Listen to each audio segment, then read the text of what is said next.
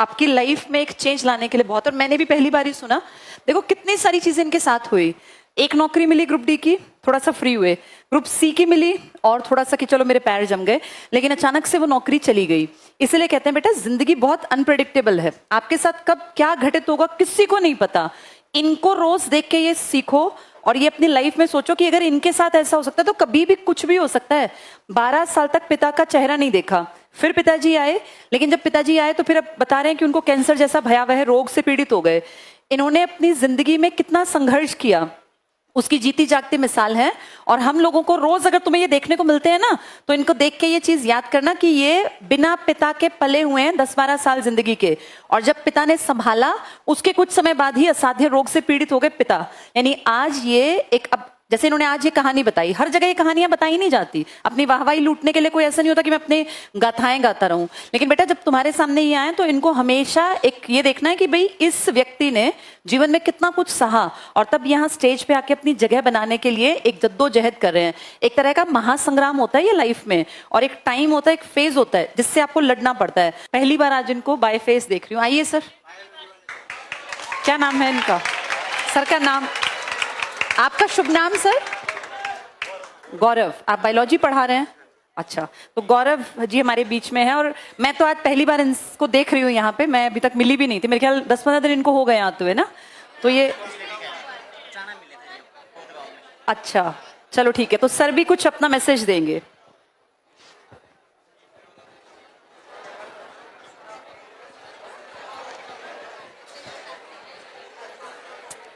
आप सभी को नमस्कार। कैसे हैं आप सभी? मैं मेरी भी एक घटना आपको बताता हूं मेरे जीवन की, जिससे आप कुछ सीखेंगे, क्योंकि घटना एक ऐसी है, एक पूरी फिल्म बन सकती है। हाँ, वो घटना क्या है बेटा, बिल्कुल आवाज नहीं करनी, आराम से सुनना है। ये बात है बेटा 1995-96 की, जिस टाइम फ्लड आई थी। उस टाइम बड़े भैया का जन्म हो चुका था, मैं 6 महीने पेट में था, माता जी के गर्भ में था 6 महीने से, और पापा जी चले गए। और उनका ये नहीं पता था कि कहाँ चले गए कहाँ नहीं है। जैसे हरियाणा में एक चीज होती है पाखंड जिसको बोलते हैं, कि आप किसी जो भी शास्त्री होता है उनके पास चले जाओ, पूछ के आओ कि कहाँ है कहाँ नहीं है, पता चलेगा पापा का या नहीं चलेगा। लेकिन जहां भी हम गए, मतलब माता जी गई, जिस भी जगह हम गए, एक ही मैसेज आया कि जो इनके फादर साहब है उनकी डेथ हो चुकी है, अब कोई फायदा नहीं है। और 2 बच्चे थे हम, एक बड़ा भाई और एक मैं। और माता जी को नाना जी के घर शिफ्ट कर दिया गया कि भाई आप वहां चले जाओ, वहां रह के दोनों बच्चों को पाल लीजिएगा। उसके बाद जैसे मैं 1-1.5 साल का था, माता जी ने सिलाई का काम करना शुरू कर दिया, जिसके सहारे, क्योंकि उस टाइम सिलाई की फीस 20-30 रुपए हुआ करती थी शायद, अब तो 300-400 हो गई है शायद, उस टाइम 20-30 रुपए थी। उसके बाद मैं 5वीं क्लास में जब था, तब पापा जी का पता लगा कि अलवर राजस्थान में आपके जो पिता हैं वो जीवित हैं, आप वहां चले जाइए, वहां से वो आ जाएंगे। तो जो मेरे रिलेटिव थे वो चले गए। वहां से जब वो आए, मेरी एज उस टाइम मेरे हिसाब से 5वीं क्लास में था, 8-9 साल की थी। और उसके बाद मेरी जो माता और मेरे जो पिता दोनों ने दोबारा से उस जीवन को चलाया, और 10वीं 11वीं 12वीं तक हमें पढ़ाया। जो भी जैसे कहीं दाएं बाएं काम करते हैं, 500-400 रुपए की जो दिहाड़ी होती है वो करते हैं। उसके बाद जब मैं 12th क्लास में था, तो मेरे को प्राइवेट स्कूल में शिफ्ट कर दिया गया कि भैया प्राइवेट स्कूल में पढ़ो, नॉन मेडिकल की क्लास आपकी है। तो मैं फीस मांग रहा था उनसे, मैंने कहा कि फीस मंगवाइए स्कूल में। वो बोल रहे हैं कि एडमिशन कैंसिल कर देंगे। तो मम्मी जी ने पापा जी से कहा कि फीस दे दो। उस टाइम पैसे नहीं थे, क्योंकि ये दौर बेटा 2010 के अराउंड का था। उस टाइम इतनी ज्यादा वैल्यू नहीं थी, पैसे होते नहीं थे। लेकिन मेरे दिमाग में एक बात आई कि मैं इनके ऊपर बोझ सा बन चुका हूं, क्योंकि पढ़ाई के लिए पैसे जरूरी हैं और पढ़ना भी बहुत जरूरी है। उस दिन मैंने एक बात ठानी कि भाई मैं जैसे ही स्कूल से घर आऊंगा तो ट्यूशन पढ़ाना स्टार्ट कर दूंगा। और मैं +2 क्लास में जब था, 10th तक के बच्चों को ट्यूशन पढ़ाता था मैथ का। उसके बाद जब मैंने BSc में एडमिशन लिया, +2 के बाद मैंने मेरे माता पिता जी से 1 रुपया उधार नहीं लिया कि भैया आप मेरे को पढ़ाई के लिए पैसे दे दो। मैं MSc तक कर गया, लेकिन मैंने एक भी पैसा मेरे माता पिता से उधार नहीं लिया। उसके बाद धीरे धीरे जीवन चलता गया, मैं बीएससी करने लग गया। फिर जैसे दाएं मैं किसी कोचिंग इंस्टीट्यूट में पढ़ाने के लिए चला गया, पढ़ाते गए। पढ़ाने के बाद क्या हो जाता है, 2014-15 में बीजेपी सरकार आती है और बोलती है कि भाई हरियाणा जीके का नया सब्जेक्ट के तौर पे जुड़ा। तो मैंने वो हरियाणा जीके सब्जेक्ट पढ़ाना शुरू कर दिया। हरियाणा जीके पढ़ाई काफी मेरा जो क्षेत्र था नरवाना साइड को, उसमें मेरा अच्छा नाम हो गया पढ़ाते पढ़ाते। उसके बाद 2018 में ग्रुप डी की वैकेंसी आई, मैंने पेपर दिया, मेरा एग्जाम क्रैक हो गया, मेरी जॉब लगी सार लाला लाजपत राय यूनिवर्सिटी में मेरा जो है ज्वाइनिंग होगी।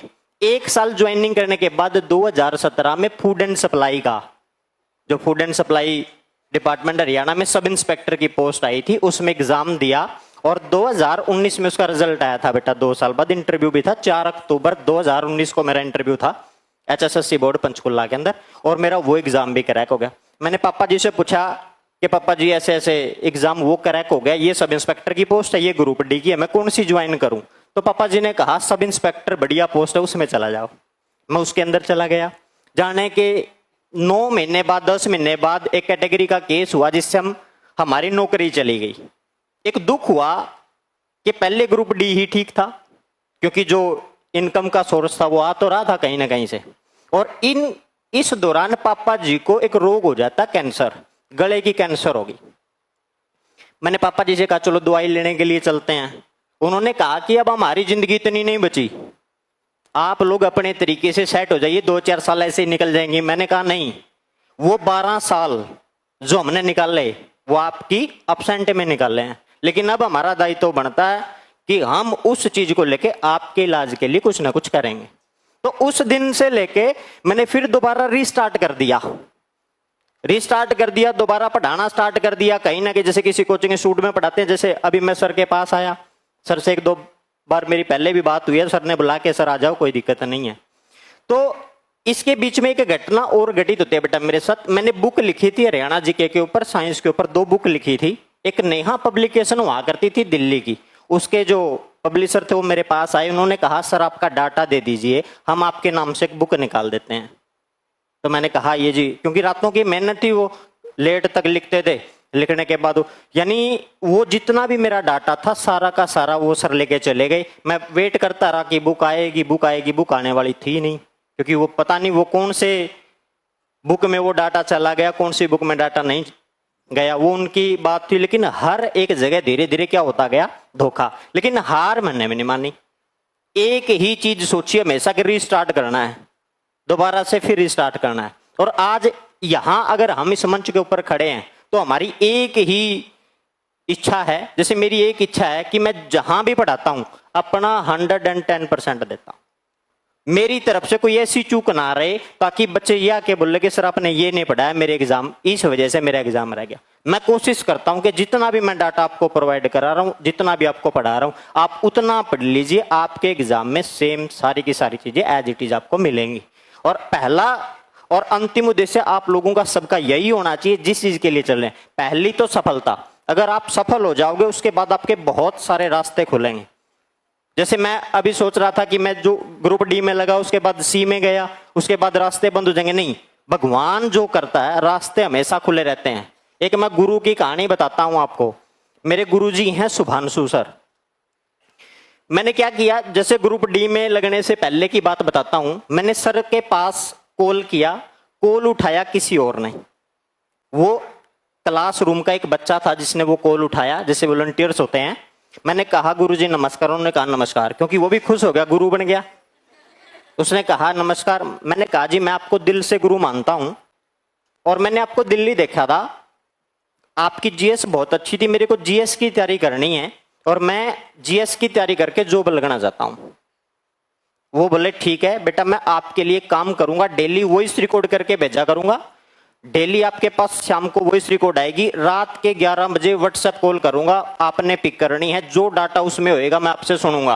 क्योंकि तैयारी उस लड़के की भी हो रही थी साथ में, क्योंकि वो क्या करता, जैसे क्लास में टीचर पढ़ाते हैं, फोन लगा के छोड़ देता वॉइस रिकॉर्डिंग पे और वही सेम मेरे पास फॉरवर्ड कर दिया करता। और धीरे धीरे डेली चलता गया, जो डाटा उसके अंदर आता था मैं वही 2-3 बार रिपीट करके सुन लेता था। फिर रात के 11 बजे डेली उसकी कॉल आती, मैं उसको सुना देता। वो भी गुरु बन रहा, मैं भी, क्योंकि मैं सोच रहा कि ये मेरे गुरु हैं। लेकिन एक 1.5 साल बाद जब मेरा सिलेक्शन हुआ तो मैं गुरुजी का धन्यवाद करने के लिए लखनऊ चला गया। लखनऊ जब गया मैंने कहा गुरुजी नमस्कार। वो गुरु मेरे को पहचान ही नहीं रहे हैं क्योंकि गुरु तो है ही नहीं थे वो। मैंने गुरुजी से बताया कि गुरुजी आप वही इंसान हैं जो डेली रात में 11 बजे मेरे से सुनते थे। सर भी हैरान रह गए, यार 2 साल पीछे की बातें लड़का कर रहा है और गुरुजी कोई और ही है।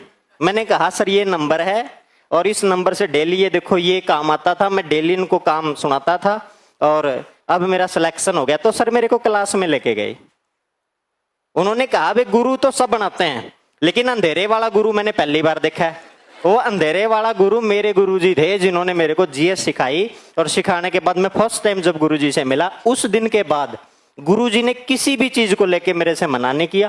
जब भी कोई दिक्कत परेशानी जब भी आती है मैं गुरुजी से कॉल करता हूँ तो जो भी हल निकालते हैं जो भी वो मैसेज देते हैं मैं उसको एक्सेप्ट करता हूँ। और टीचर डे होता है 5 सितंबर को, एक गुरु का सम्मान होता है। एक आती है गुरु पूर्णिमा, साल में 2 बार ऐसा होता है जब मैं गुरुजी का सम्मान करता हूं। और मैं भी आपसे यही मैसेज देना चाहूंगा जितने भी आप लोग यहाँ बैठे हैं, आपकी लाइफ में सबका एक गुरु होना चाहिए। और आप लोग तो इतने बड़े मंच पे बैठे हैं, आपको जरूरत ही नहीं है उन चीजों की क्योंकि आपके सामने आपको पता है वो शख्सियत बैठी है, माता जी बैठी हैं, बबीता मैम जी बैठी हैं, परिमल सर हैं। आपको दिक्कत किसी मैं भी खुद मानता हूं, खुद एक्सेप्ट करता हूं। परिमल सर से भी जिस दिन मैं फर्स्ट टाइम ज्वाइन करा था उसी दिन मैंने कहा था मैं आपको गुरुजी मानता हूं। और बबीता मैम जी मेरे से कोथ गांव में मिली थी, उचाना, जो गुरुजी थे सुखराई नाथ जी, उनका जो शिक्षा मेला लगा था वहां मेरी मैम जी से स्टेज के ऊपर मुलाकात हुई थी।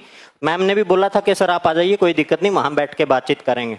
और मैं आज भी इस मंच के माध्यम से यही एक्सेप्ट करता हूं, मैं दोनों बबीता मैम जी, परिमल सर जी को, दोनों को मैं अपने दिल से गुरु मानता हूं। और क्योंकि जो बड़े होते हैं ना वो आपको हमेशा उस लायक बनाते हैं, उस स्टेज के ऊपर आपको लेके जाते हैं जहां आपका जीवन संवरने वाला होता है। तो आज आपने यही चीज सीखनी है बेटा आपके जीवन में कि कभी भी किसी भी चीज को लेके हार नहीं माननी है। कितनी भी बड़ी मुसीबत आ जाए लेकिन आपने हमेशा उस चीज को लेके क्या करना है, रीस्टार्ट करना। दोबारा एक फिल्म है ना 12th फेल, उसमें आप देखिएगा रीस्टार्ट करता वो हर बार। 3-4 अटेम्प्ट फेल होने के बाद वो लास्ट टाइम क्या होता है। ठीक है, ओके, थैंक यू, मिलते हैं।